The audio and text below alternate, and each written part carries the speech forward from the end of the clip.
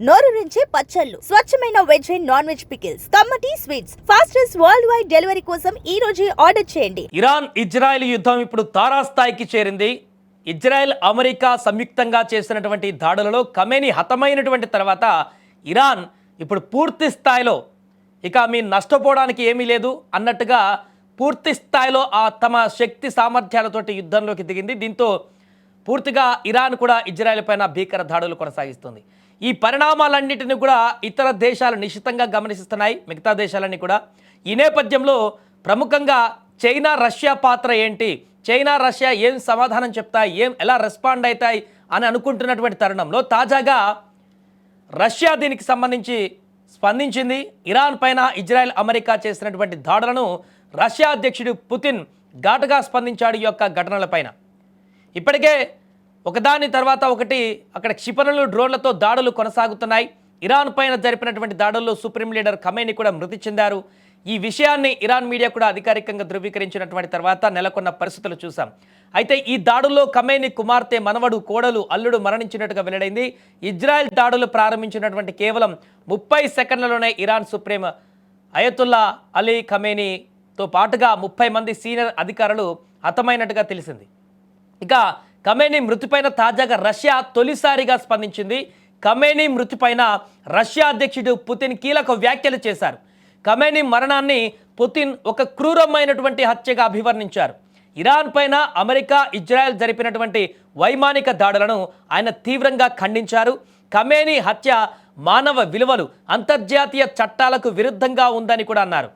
Iran supreme leader ఖమేనీని target చేయడం వల్ల middle east దేశాలలో భారీ విపత్తులు సంభవించేటువంటి అవకాశం ఉందని కూడా రష్యా అధ్యక్షుడు పుతిన్ చాలా స్పష్టంగా చెప్పడం జరిగింది. ఈ చర్య యుద్ధానికి దారి తీయవచ్చు అంటూ కూడా ఈ సందర్భంగా పుతిన్ హెచ్చరించారు. అంటే మూడవ ప్రపంచ యుద్ధానికి కూడా దారి తీసేటువంటి అవకాశాలు ఉన్నాయన్నటువంటి విధంగా రష్యా అధ్యక్షుడు పుతిన్ వెల్లడించారు. ఈ మేరకు ఇరాన్ ప్రభుత్వానికి, అక్కడి ప్రజలకు కూడా రష్యా అండగా ఉంటుందని కూడా పుతిన్ పేర్కొన్నారు.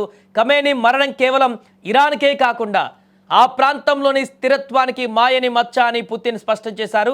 ఈ చర్య అమెరికా దురహంకారానికి నిదర్శనం అంటూ కూడా పుతిన్ అమెరికా అధ్యక్షుడు ట్రంప్ పైన తీవ్రంగా మండిపడ్డారు.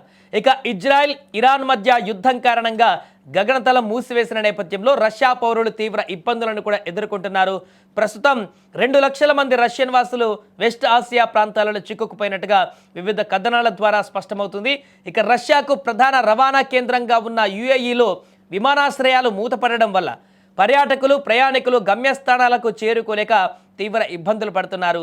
ఏదేమైనా కూడా ఈ యొక్క ఖమేనీ హత్యకు సంబంధించినటువంటి అంశంలో రష్యా అధ్యక్షుడు పుతిన్ ఇక రంగంలోకి దిగినట్టుగా తెలుస్తుంది. అక్కడ ఉన్నటువంటి ప్రజలకి, ఇరాన్లో ఉన్నటువంటి ప్రజలకి తమ యొక్క మద్దతు ఉంటుంది.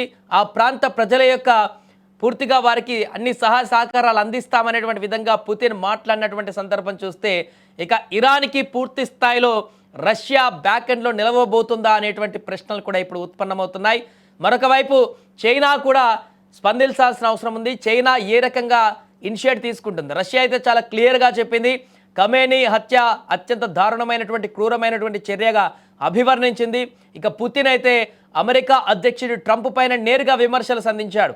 ఇండైరెక్ట్గా ఇలాంటి చర్యలు చాలా తీవ్రమైనటువంటి పరిణామాలకు దారితీస్తాయి, యుద్ధాలకు తీస్తున్నాయి అన్నటువంటి విషయాన్ని కూడా చెప్పారంటే ఇది ఇంకా కొద్ది గంటల్లోనే, కొద్ది రోజుల్లోనే ఇది తీవ్ర స్థాయికి చేరేటువంటి అవకాశాలు ఏమన్నా కనిపిస్తున్నాయి అనేటువంటి ప్రశ్నలు కూడా ఉత్పన్నమవుతున్నాయి.